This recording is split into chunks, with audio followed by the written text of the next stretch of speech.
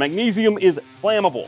It's not corrosion resistant and apparently a real head scratcher for why Worksharp would use it as a handle material on their new knife, the RMX. At least that's what the internet thinks. But here's the thing, they're wrong, mostly. We're gonna dive into that and more on the return of the EDC Weekly. Hey, I told you, it's not the EDC Weekly. Stop it. Let's do the damn thing. Welcome back to the EDC Weekly. Does that feel like home? My arms wide open. We're back. The EDC Weekly is back, sort of. So we've tried to bring this thing back like, I don't know, a dozen times now. And every single time it felt more forced. And the more I felt like it was just a little long in the tooth and maybe a little outdated. No matter how many times I tried to tweak it or change it, the EDC Weekly just felt forced. So we turned it into a newsletter back in October, I believe it was. And that's been a lot of fun, except for the fact that very quickly it turned into me up until 1 or 2 a.m. on Thursday night, trying to work on this thing and get it finished just 3 hours before it went out to the world. It was unsustainable. It got old quick, but we're not done with the newsletter, not even close. But this series, I feel like it deserves its own identity. It's not the EDC Weekly. That's the newsletter now. The newsletter is gonna stay the EDC Weekly. This series here on YouTube is my way of getting back into doing stuff that involves the community, and we are going to call it Deep Cuts. And it's also going to have an audio-only version, so if you want to listen to it on your drive to work or whatever, there will be an audio-only version as well, which will be a little weird for some of the segments where I'm showing things on camera, but those are going to be few and far between, and it's mostly going to be us talking one-on-one. So this is just the gear that I want to show you, the cool stuff happening, the drops that you should know about, the comments that I can't not reply to and maybe deserve a little more explanation than just a clap back, and also just fun. There's going to be a lot of community fun in here. Giveaways, there's a lot of giveaways, mostly over on the newsletter, but we'll get to that a little bit later. So this is Deep Cuts, and I am so glad to be back. All right, first up, because it's always the question we get every time I go live, every time I'm anywhere, what's in your pocket? So we're gonna do 60 seconds or less. First up, I forgot all my gear at home today. Oopsie, very bad morning. So I had this in my gym bag. This is what I threw in my pocket, the Inkosi and Singo. I also have this thing in my pocket, which is not technically out and I don't really know much about it, but this is called the Overlook from Big Idea Design. No official release date or any information on that yet. The flashlight that I always come back to is the Lumentop AAA Frog with the extension tube. I also have a rustic heirloom hitchhiker. It's always the wallet that's in my pocket. And these right here, these dropped on my birthday, April 26th. This is the new Topo Zippo from Damn EDC, exclusive, and the pen. We have the Bronze Pocket Pro US edition from Big Eye. And I have my Garmin mark as well. So that's it. That's what's in my pockets. So that comment I mentioned earlier at the beginning of the video comes from Obsidian1. He said, there's a major reason no one is using magnesium. Besides, it's not corrosion resistant at all. If you light magnesium and put it on a car hood, it will melt all the way through the engine block because you can't put it out. So that's true. He's not entirely wrong. Magnesium does burn very, very hot, over 5,600 degrees, and you can't put it out with water. It's actually pretty tough to put out. You have to use a fire extinguisher, and I don't know if it's even a normal fire extinguisher. But here's the thing. In order to ignite magnesium, you have to shave it off, just like one of those magnesium fire starters. You use a scraper and you shave off little bits of it. That you can ignite at about 883 degrees Fahrenheit. If you're talking about an entire block of magnesium, like on a knife scale, it's a lot harder to ignite. You have to take a torch to it over 800 degrees for sustained time, like a long time to get that block to ignite. But that is just for raw magnesium. We're not talking about raw magnesium. We're talking about a magnesium alloy, which is a lot more stable. His mindset is actually totally correct, because the first thing I asked Worksharp when they told me they were using magnesium in the handle of their knife was, can you start a fire with it? According to Dan, the mad genius who created this thing, he could not get it to ignite. It's a very stable magnesium alloy. It can still corrode. We actually had Dan tell us about that in the video we made last week when we were at Worksharp HQ. It does corrode, and you still have to take care of it. But as far as ignition goes, if you are worried about a magnesium-handled knife igniting in your pocket, one, that's not gonna happen. And two, if it does, you've got much bigger problems than the knife that's burning at 5,600 degrees in your pocket because you're probably already incinerated. You don't exist anymore. It's gone. You're gone. The knife, yeah, sure, it's burning, but you're already dead. So I would say when it comes to the skepticism or criticism of magnesium as a knife handle material, the bigger question mark really comes to corrosion, because Dan talked about that, right? It's one of the reasons that these knives come with Cerakote on them. But for me, there's still a question mark there. What happens when the Cerakote wears away? Because you've got this little button, and when that interacts with the handle, you're going to eventually wear that Cerakote away. Okay, now you have raw magnesium inside the core mechanism of the handle. How easily does it corrode? We know it does, but you have to take care of it like anything else. You got to wash it out, clean it out, oil it, whatever. Okay, fine. You've got a corrosion issue that you have to stay ahead of. That's fine. There are tool steel knives that I really like because I like the way it patinas. So you just kind of learn to deal with it. But the question is not, will it corrode? Sure, it's probably going to corrode. The question is, how bad does it corrode? And if you let it corrode on accident, can you break it loose, right? Can you take a hammer and just pop that button to break it loose? If you do that, are you going to screw with the tolerances? Is the knife handle still usable? Can you take this thing apart and scrape it out with a wire brush and put it all back together? That's the big question mark for me. It's not, will it corrode? Dan has one that he's carried for 3 years, and it has corroded, and it's patinaed, and it looks really nice. The patina will actually probably help with the corrosion. I carry raw magnesium. So that's literally raw magnesium.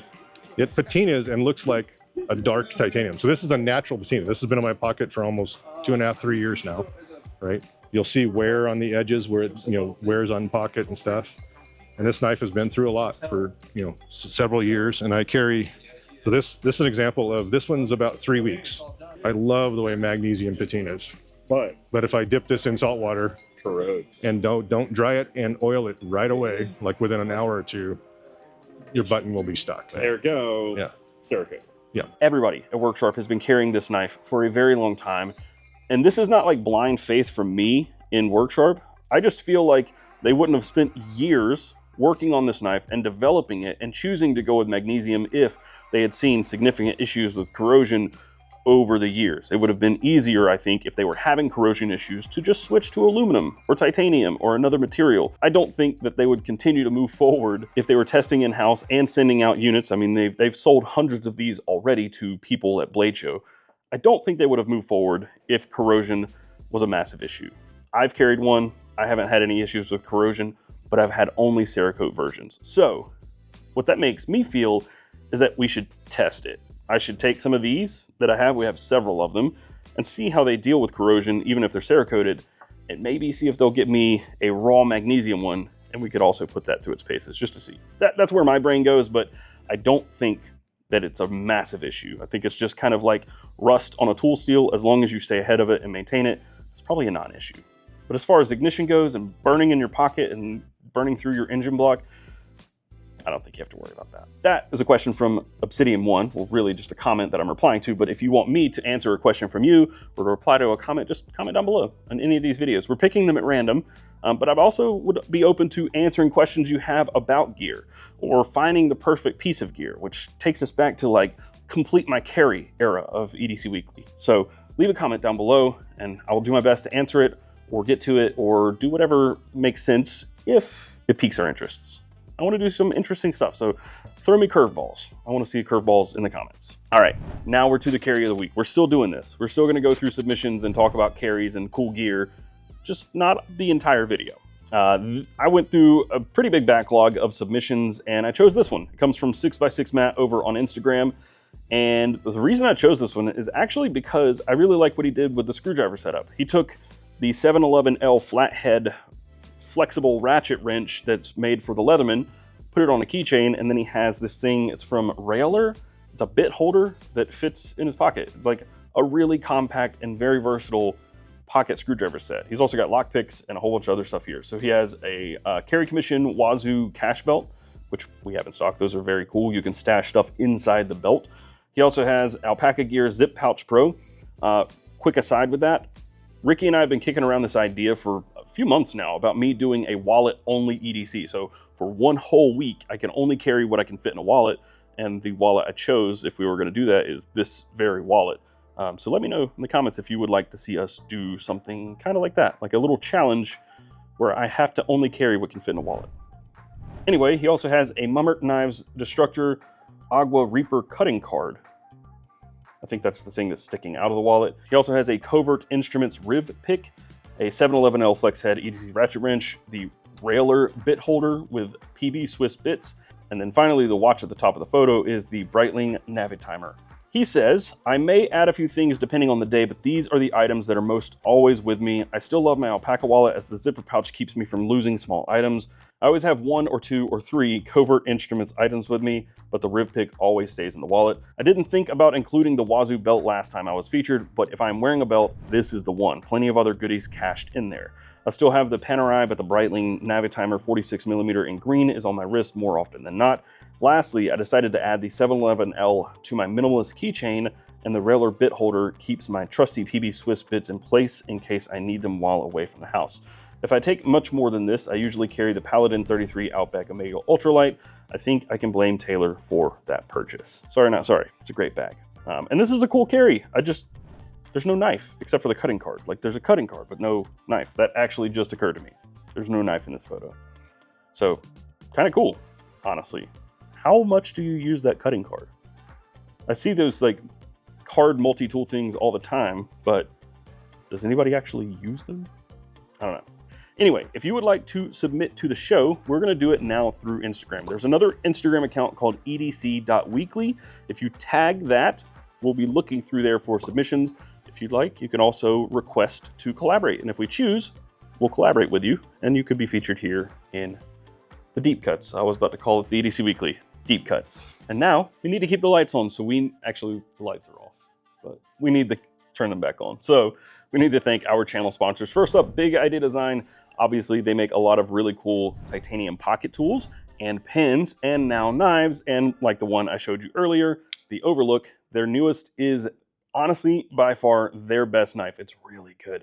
I can't tell you much about it, but if you want to check out all of their other stuff, go hit the link in the description down below and use coupon code CARRYON at checkout for 10% off. We also want to thank Worksharp. They're a huge supporter of what we do here. They make amazing knife sharpeners, but now they also make knives. If you would like to see more about that knife, the RMX, go check out the video we made last week where we visited their headquarters.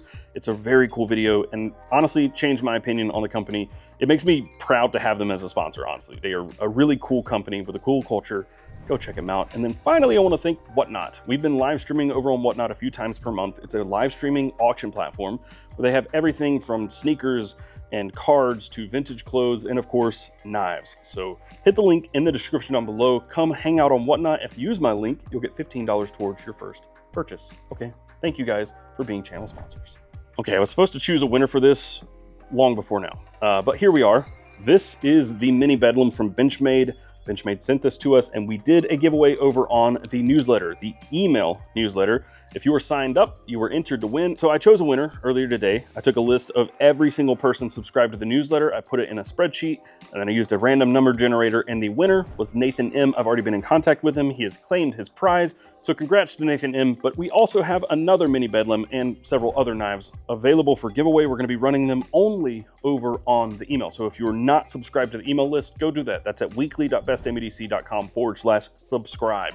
Go there, sign up, and that's it. You're entered to win all of these cool giveaways. And of course, you should read the emails because we talk about drops and all sorts of other things that are going to be exclusive to that email list. So go sign up. It's called the EDC Weekly, unlike this video. That's it. More giveaways over there. Okay, Ricky, it's your time to shine. We have a new segment. This segment is called Keep, Trade, Toss. Ricky went through my knife collection and chose 3 things. And I get to keep one, get to trade one, and toss one. Not really, but if I had to, this is what he chose. I have to choose. I feel pretty good about my choices. Yeah? Number 1. Ooh. I know you really like that. I do. Oh, I can't open it right now. There we go. The Compadre from Kunwu. Ooh, the Rosie. It's hard to come by still. That's tough. That's tough. And the Machine Wise. It's 3 knives that I know that you like. I do like all 3 of those. 2 of them are fairly hard to get, and 1 you just really loved. That's really tough. I haven't spent much time with the Compadre, so I would keep the Sonora, trade the Rosie, because I know that more people are willing to trade cool stuff for the Rosie, toss the Compadre. But it's only because I haven't carried the Compadre. I don't know. I mean, it's a nice knife. I just haven't used it. Yeah. Okay. So I would keep the compadre. Okay. So far, I'm kind of surprised. I would keep the compadre because I think of these, it's been my favorite to carry, and I have been a big sucker for a reverse Tonto with a belly for the last year or so. So keep the compadre. Toss the machine wise. I'm out of here. Toss the machine wise I'm out. because if I got to go down to brass tacks, I'm a frame lock guy. So, I mean, I'm trading it, but toss this. I think as a trade, this has more value than this. And I'm going to keep this. So, keep the compadre, trade the Rosie, toss the machine wise. I'm sorry, machine wise. I do love the Sonora. Remember this moment, Dylan. I do love it. Remember this moment. You really screwed me there. Thanks, man. You're welcome. And that's it for the very first episode of Deep Cuts.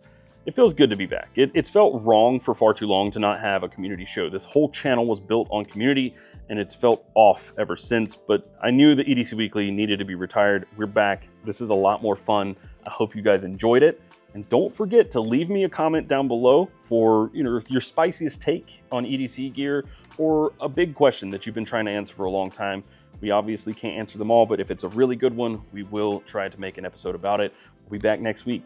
We're going to do these weekly. I promise. That's not an empty promise. We will do these every single week, and I'm very much looking forward to it. This has been a very fun format. I hope you guys enjoyed it, and there are other segments in here that were not in this show that we'll do in future shows. So leave your comment down below. Don't forget to sign up for the email list so you can win a mini Bedlam.